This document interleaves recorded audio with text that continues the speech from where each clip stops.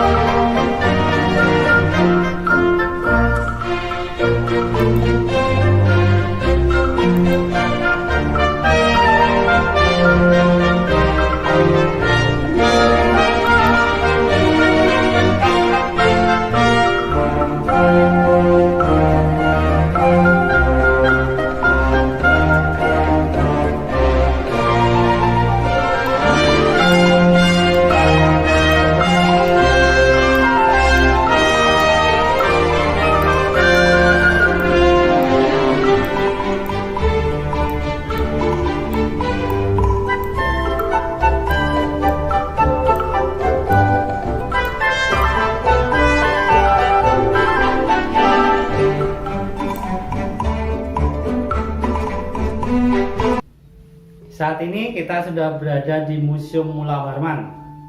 Berdasarkan peninggalannya, yaitu berupa yupa, tulisannya ada di batu, yang ditulis dengan huruf Pallawa dan menggunakan bahasa Sanskerta. Diketahui bahwa kerajaan Kutai adalah kerajaan Hindu pertama di Indonesia. Terletak di Pulau Kalimantan, tepatnya di tepi Sungai Mahakam, Muara Kaman, Kalimantan Timur. Raja yang pertama adalah Kudunga. Raja yang terkenal adalah Mulawarman. Mulawarman menurut yupa tersebut sering diwujudkan dengan Ansuman, yaitu dewa matahari. Raja Mulawarman dikenal sangat dekat dengan rakyatnya. Ia juga memiliki hubungan yang baik dengan kaum Brahmana. Kaum Brahmana itu pemimpin agama. Mulawarman memberikan sedekah berupa minyak dan lampu. Mulawarman menghadiahi Brahmana berupa 20.000 lembu. Tempat sedekahnya yakni di suatu tempat yang disebut Waprakeswara atau tempat suci untuk memuja Dewa Siwa. Itulah tentang kerajaan Kutai yang terletak di Muara Kaman, Kalimantan Timur. Mari kita lanjutkan perjalanan berikutnya ke kerajaan Hindu di Pulau Jawa yang pertama, yaitu Kerajaan Tarumanegara. Mari kita ikuti.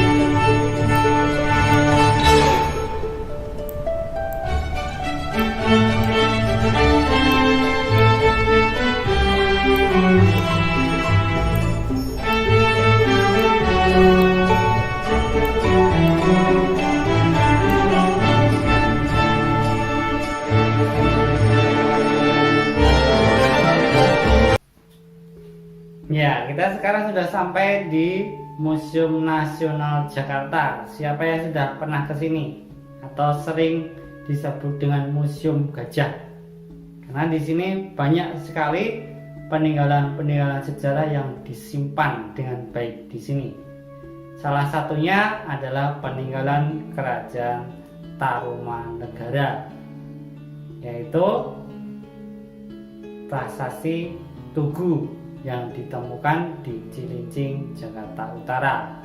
Ya, di prasasti ini menceritakan bahwa ada sebuah kerajaan Hindu tertua di Pulau Jawa. Namanya adalah Tarumanegara.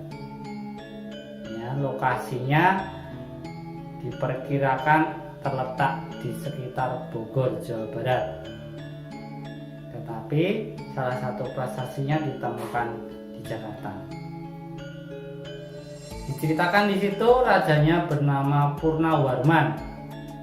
Ya, Raja Purnawarman ini memiliki kebijakan atau mempunyai sistem, mempunyai watak yang sifatnya sangat baik dan cerdas.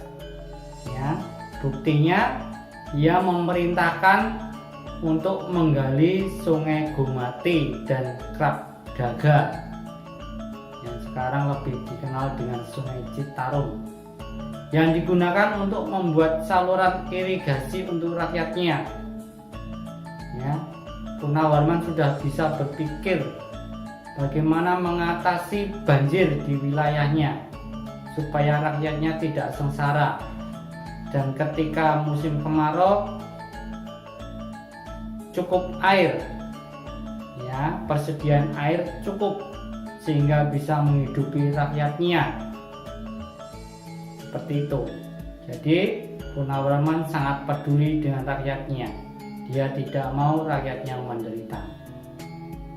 Peninggalannya banyak, seperti prasasti Jambu, prasasti Pasir Koleangka, Prasasti Muara Cianten, Prasasti Ciaretyen, Prasasti Lebak atau Prasasti Cidanghyang yang ditemukan di sekitar daerah Bogor. Itu tentang Kerajaan Tarumanegara. Selanjutnya kita akan menuju ke daerah Yogyakarta. Mari kita ikuti.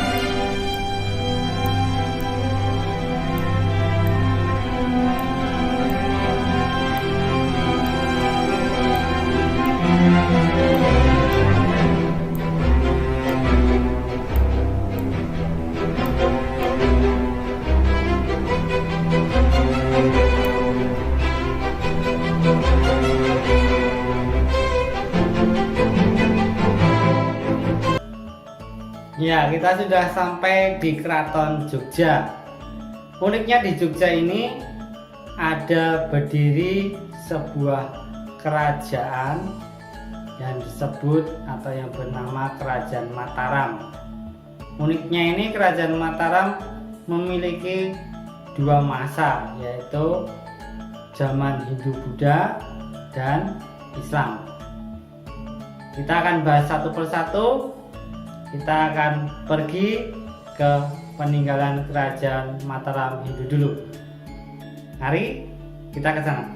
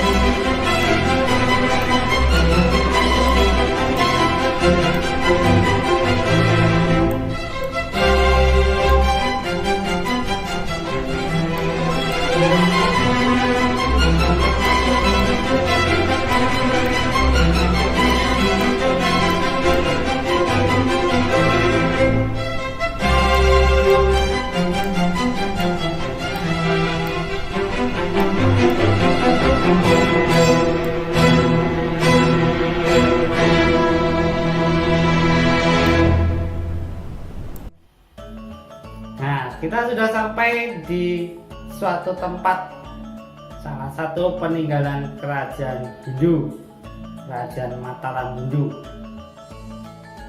Namanya adalah Candi Prambanan atau sering kita kenal dengan Candi Roro Jonggrang. Kerajaan Mataram Hindu terletak di Jawa Tengah.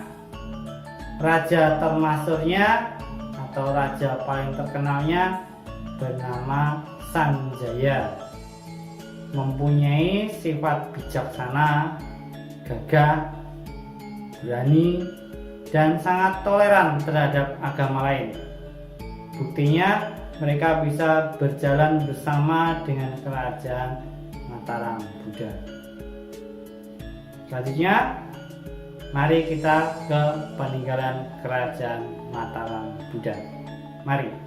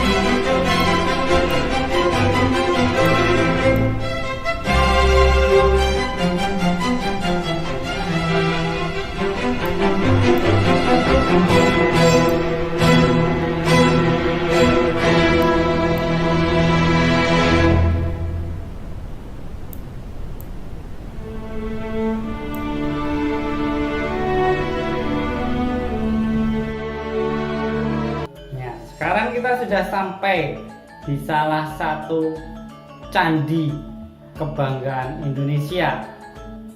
Apa namanya?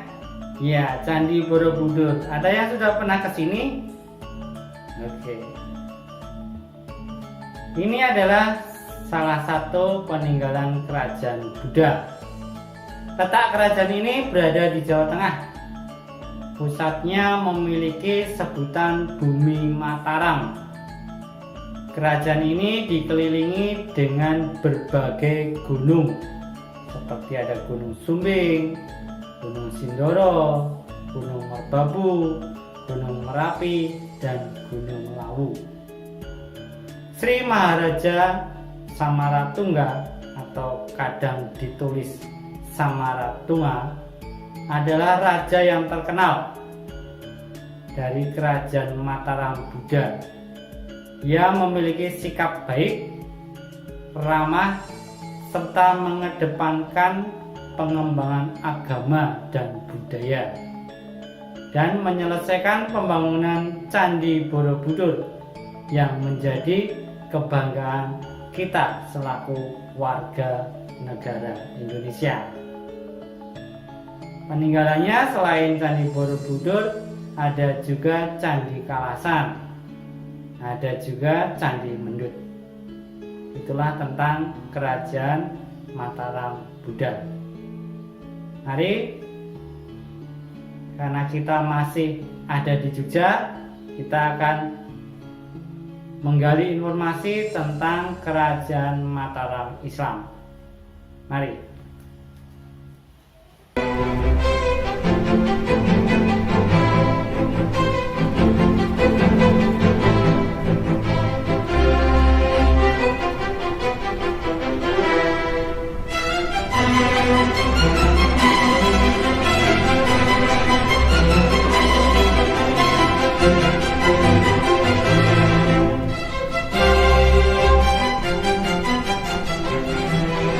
Thank you.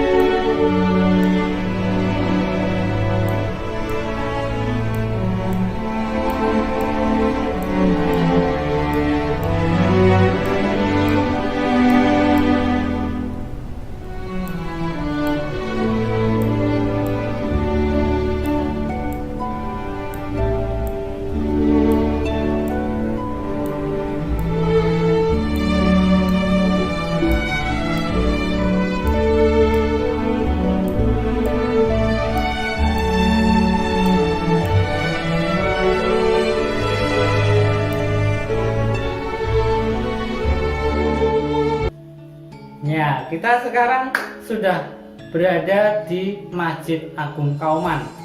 Lokasinya tidak jauh dari Keraton Jogja tadi yang kita pertama kali berkunjung di Jogja.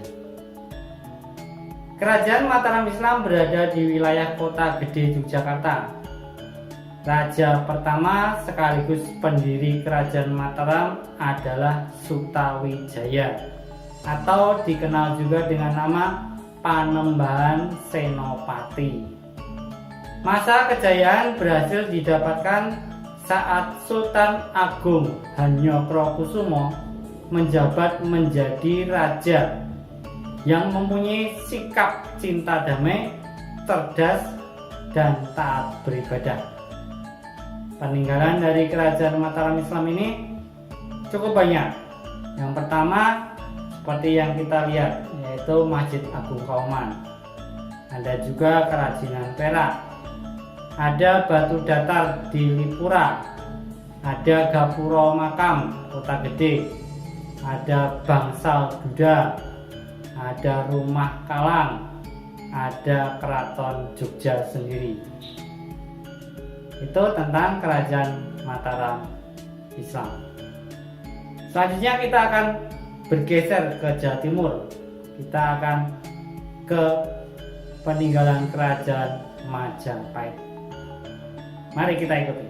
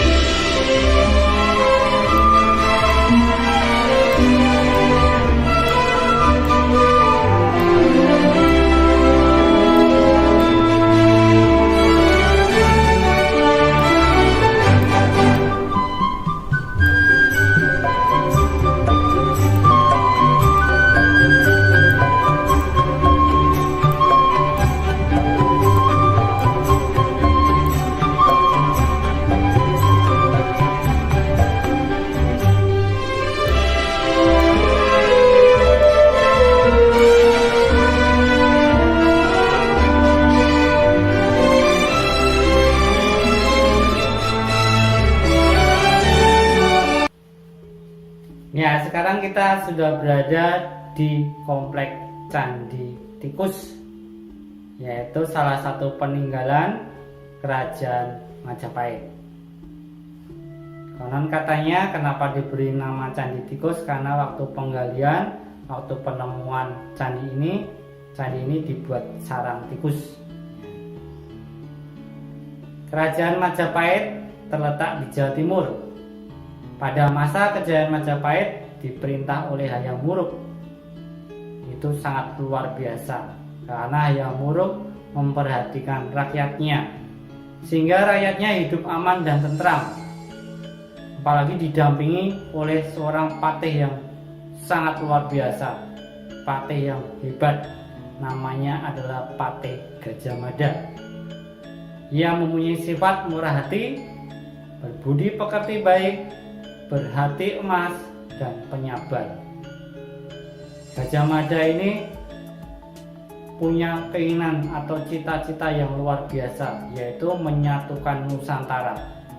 Sebelum Nusantara dipersatukan, dia tidak akan makan buah palapa. Buah palapa itu waktu itu dibutuhkan di semua makanan supaya makanan itu enak. Selain itu, buah palapa juga mengandung arti bahwa Gajah Mada tidak akan bersenang-senang dulu. Dia akan prihatin dulu, akan menahan diri, tidak mencari kesenangan dulu sebelum Nusantara dipertemukan. Sumpahnya lebih dikenal dengan Sumpah Palapa. Peninggalannya juga cukup banyak. Ada Candi Panataran, ada Candi Sawentar, ada Candi Sumberjati, ada Candi Tegalwangi, ada Candi Tikus Sendiri, ada Candi Jabung, ada Candi Surawana.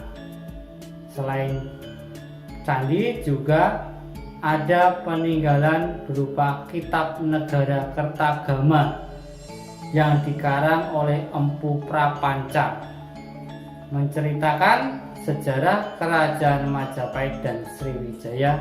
Dalam kitab ini juga terdapat nama Pancasila. Kitab Arjuna Wiwaha dikarang oleh Empu Tantular. Ada lagi juga peninggalan berupa kitab yang disebut Kitab Sutasoma, dikarang oleh Empu Tantular. Di situ tercantum istilah Bhinneka Tunggal Ika yang artinya berbeda-beda tetap satu. Itulah tentang Kerajaan Majapahit yang luar biasa. Mari kita lanjutkan ke kerajaan berikutnya yang tidak kalah luar biasa, yaitu Kerajaan Buddha yang ada di Palembang. Apa namanya? Ya, Kerajaan Sriwijaya. Mari kita ikuti.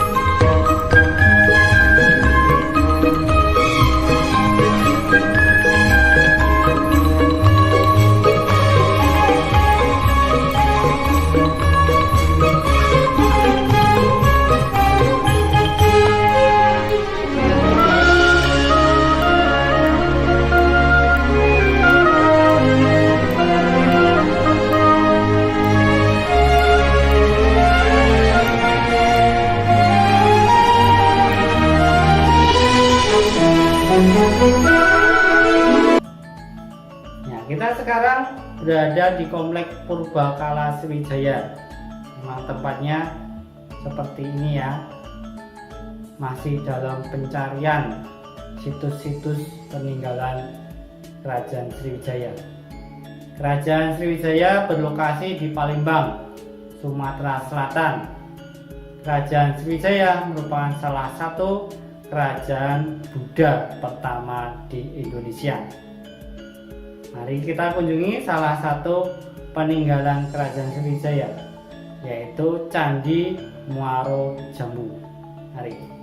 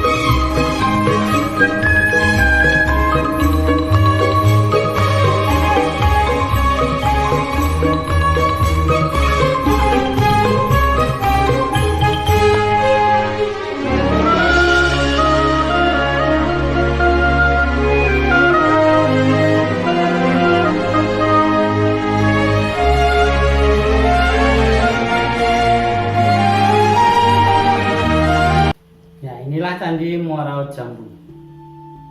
Berbicara tentang Kerajaan Sriwijaya merupakan kerajaan maritim yang sangat kuat, ya. Tentara-tentara lautnya luar biasa, armada lautnya sangat keren karena bisa menguasai beberapa daerah. Raja terkenal dari Kerajaan Sriwijaya adalah Raja Balaputra Dewa.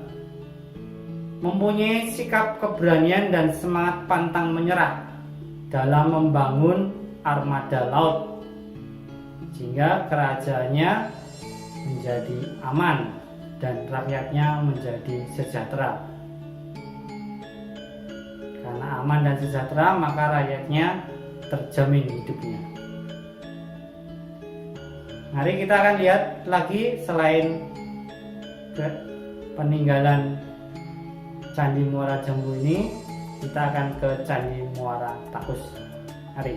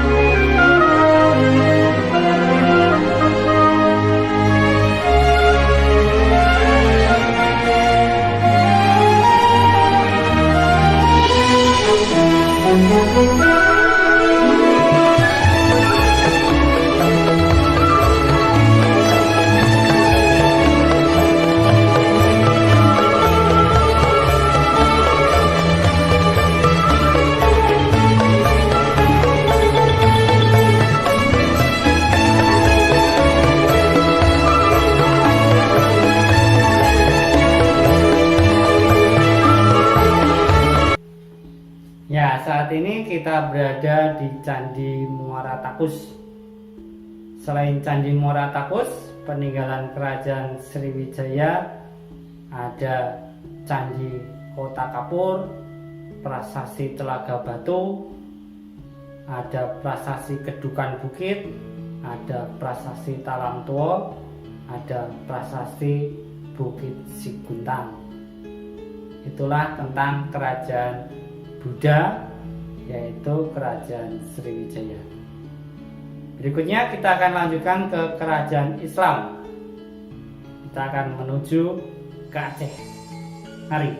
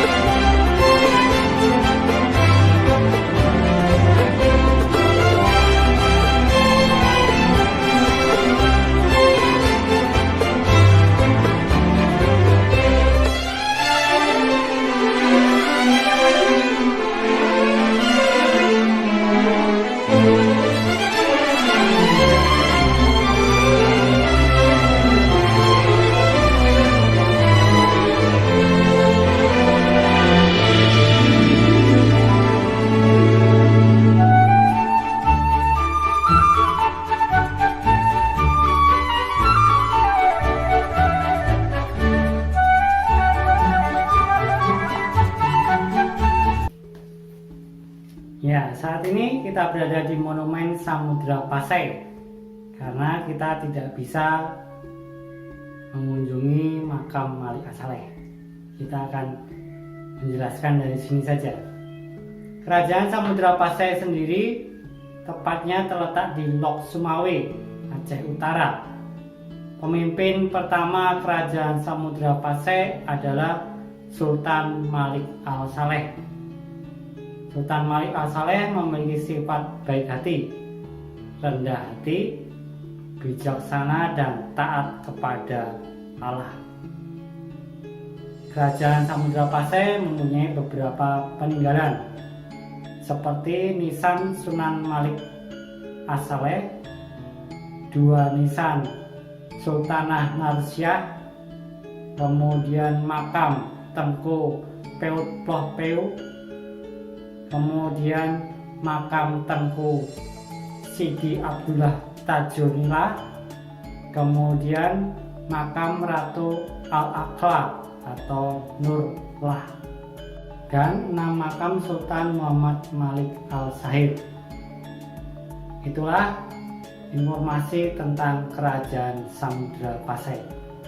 Mari kita lanjutkan perjalanan ke Kerajaan Aceh Darussalam. Mari.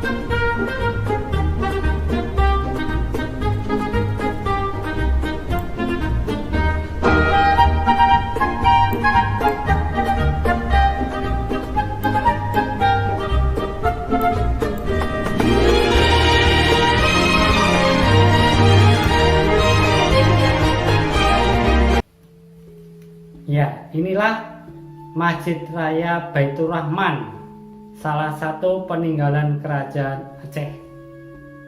Kerajaan Aceh merupakan salah satu kerajaan Islam terbesar yang ada di Indonesia. Kerajaan ini terletak di ibu kota Banda Aceh. Rajanya yang terkenal adalah Sultan Iskandar Muda, merupakan Raja Aceh yang memiliki sikap kerja keras, pantang menyerah, dan rela berkorban. Berikut ini adalah 9 peninggalan Kerajaan Aceh pada zaman dahulu, yaitu Masjid Raya Baitur Rahman sendiri, kemudian 2 Taman Sari Gunangan, kemudian Masjid Tua Indrapuri, kemudian 4 Benteng Indrapatra, kemudian Pintu Kok, kemudian 6 Meriam Kesultanan Aceh, dan 7 Hikayat Prang Sabi. Makam Sultan Iskandar Muda. Nah, itulah informasi sekilas tentang Kerajaan Aceh Darussalam. Mari kita lanjutkan perjalanan kita menuju ke Pulau Jawa. Kita akan ke Jawa Tengah, kita akan menuju Masjid Demak. Mari.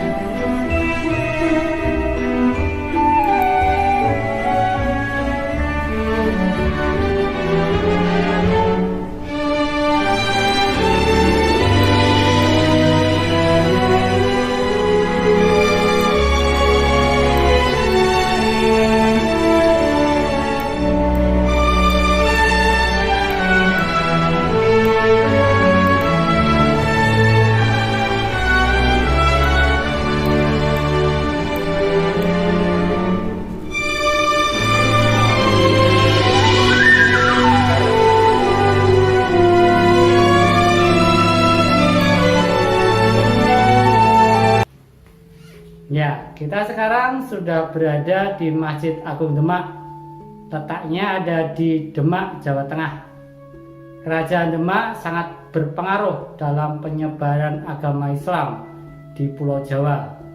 Bahkan kerajaan ini bisa dikatakan sebagai kerajaan dengan corak Islam pertama di Pulau Jawa. Kerajaan ini memiliki sistem pemerintahan kesultanan dan dipimpin oleh Raden Fatah yang memiliki sifat pejuang, kerja keras, dan toleran.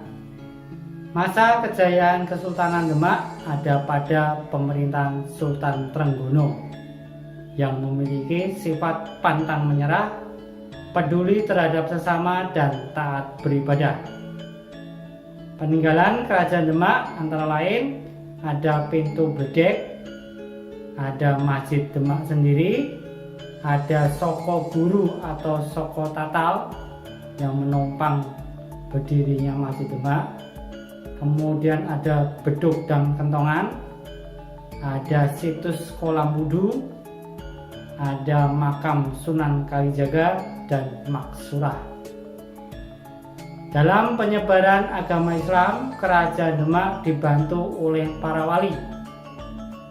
Ini yang mengakibatkan penyebaran agama Islam di khususnya Pulau Jawa menjadi lebih pesat dan luar biasa. Yang membantu adalah disebut para wali atau sebutannya adalah Wali Songo karena ada 9 wali. Ya, inilah 9 wali. Ya, ada Sunan Gresik, ada Sunan Ampel, ada Sunan Bonang, ada Sunan Giri, ada Sunan Derajat, ada Sunan Kalijaga, ada Sunan Kudus, ada Sunan Muria, dan terakhir adalah Sunan Gunung Jati. Mereka lah tokoh-tokoh atau para wali yang menyebarkan agama Islam dengan luar biasa, dengan menyenangkan. Itulah sekilas tentang informasi tentang Kerajaan Demak yang ada di Jawa Tengah. Kita akan menuju ke Makassar. Kita akan ke peninggalan Kerajaan Goa Talo. Ayo, mari kita ikuti.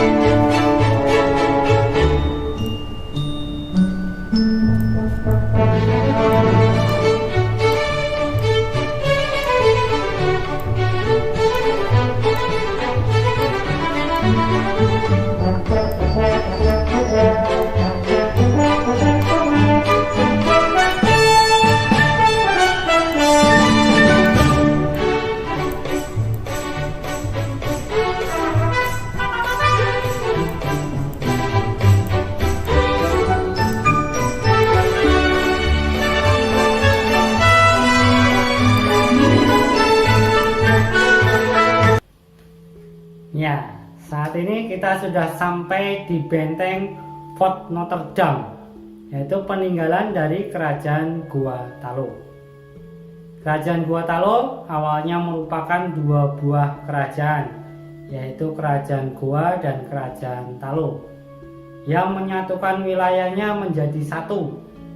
Rasa senasib dan sepenanggungan membuat dua kerajaan tersebut bersepakat dan menyatukan wilayahnya.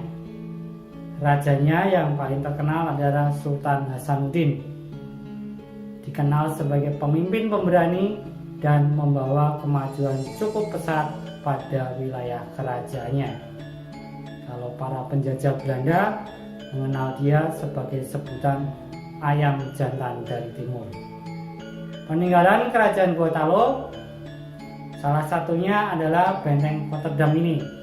Kemudian ada dua batu palang tikang, ada Masjid Katangka, ada Masjid Jonggaya, ada Masjid Jaminur Mu'minin, dan 6 komplek makam. Ya, seperti itu. Itulah sekilas informasi tentang kerajaan Goa dan Talo. Itulah tadi beberapa informasi yang bisa Pak Deki bagikan tentang kerajaan Hindu, Buddha, dan Islam yang ada di Indonesia. Sebenarnya masih banyak lagi kerajaan Hindu, Buddha, dan Islam di Indonesia. Kalau kita baca menarik karena semua berkaitan. Nanti kalau pengen tahu lebih banyak, kalian bisa baca di buku elektronik IPS kelas 4 yang akan dibagikan oleh wali kelas kalian masing-masing. Munculnya kerajaan-kerajaan di Indonesia sangat berpengaruh terhadap masyarakat Indonesia sekarang ini. Ya, kita lihat dulu pengaruh Hindu-Buddha antara lain dalam seni bangunan atau arsitektur, dalam aksara dan sastra, terus sistem pemerintahan, perdagangan, sistem kalender atau penanggalan, juga sistem kepercayaan. Agama Buddha dan Hindu sangat memengaruhi kebiasaan masyarakat Indonesia. Kemudian berkembang lagi munculnya agama Islam. Pengaruh agama Islam di masyarakat Indonesia antara lain memengaruhi kehidupan ekonomi, kemudian memengaruhi sastra dan seni, kemudian juga memengaruhi arsitektur dan bangunan, lalu tradisi atau budaya itu juga memengaruhi kebiasaan masyarakat Indonesia. Kemudian alkulturasi atau perpaduan budaya antara Hindu, Buddha, dan Islam, mereka bersatu menjadi satu, membuat sebuah kebiasaan, kemudian memengaruhi bentuk bangunan, ya. Kemudian juga pengaruh penyebaran Islam di Indonesia juga berpengaruh terhadap kalender atau penanggalan. Oke, itu informasi yang bisa Pak Deki sampaikan. Kita tetap belajar sejarah, jangan pernah melupakan sejarah karena sejarah penting. Kita bisa menuju masa depan karena ada masa lalu. Ya, kita ambil segi baiknya, segi positif dari masa lalu untuk membuat masa depan yang lebih baik. Kita tinggalkan sesuatu yang tidak baik di masa lalu. Ya, contohnya kerajaan-kerajaan Hindu, Buddha, dan Islam di Indonesia bisa runtuh, bisa hancur, kemudian bisa berantakan itu karena saling berantem, saling memperebutkan kekuasaan, tidak mau akur, ya. Perang saudara sama saudara sendiri berantem, ya. Belum lagi ditambah musuh dari luar yang ingin menguasai daerah-daerah kerajaan itu. Makanya kita harus belajar sejarah supaya kita tahu mana yang baik di masa lalu bisa kita buat bekal di masa depan. Oke? Tetap semangat, tetap jaga kesehatan. Salam Tarakanita. Satu hati, satu semangat. Tarakanita. Yes.